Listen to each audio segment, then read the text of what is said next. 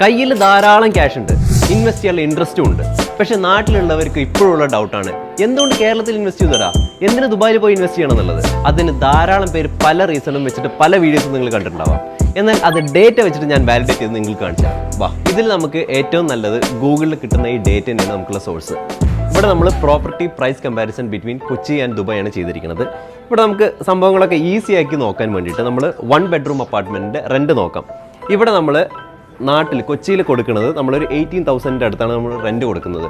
ഇവിടെ ദുബായിലാവട്ടെ നമ്മളതൊരു 1,80,000 നമ്മൾ ദുബായിൽ കൊടുക്കുന്ന റെൻറ്റ്. അതായത് ഇത് രണ്ടും പ്രൈം ഏരിയസ് ആണ്. അത് കേരളത്തിലെ പ്രൈം ഏരിയ, ഇത് UAE-യിലുള്ള പ്രൈം ഏരിയ. ഓക്കെ, ഇനി അതേപോലെ ഇവിടുത്തെ അപ്പാർട്ട്മെൻറ്റ് പ്രൈസ് നോക്കുകയാണെങ്കിൽ നമ്മുടെ നാട്ടിൽ കൊച്ചിയിൽ ഒരു സ്ക്വയർ മീറ്റർ പ്രൈസ്, ഒരു അപ്പാർട്ട്മെൻറ്റ് സ്ക്വയർ മീറ്റർ പ്രൈസ് വരുന്നത് 2 ലക്ഷം രൂപയാണ്. ഇവിടെ ദുബായിലാവട്ടെ 4 ലക്ഷം. അതായത് കൊച്ചിയിലുള്ളതിനേക്കാളും, കൊച്ചിയിൽ നമ്മൾ എന്ത് ഇൻവെസ്റ്റ് ചെയ്യുന്നോ അതിൻ്റെ ഡബിൾ ദുബായിൽ ഇൻവെസ്റ്റ് ചെയ്യാൻ പറ്റുകയാണെങ്കിൽ നമുക്കിവിടെ റെൻറ്റിൽ നോക്കാം, കൊച്ചിയിൽ ഉണ്ടാക്കുന്നതിനേക്കാളും 10 ഇരട്ടിയിൽ മേലെ നമുക്ക് ദുബായിൽ ഉണ്ടാക്കാൻ കഴിയും.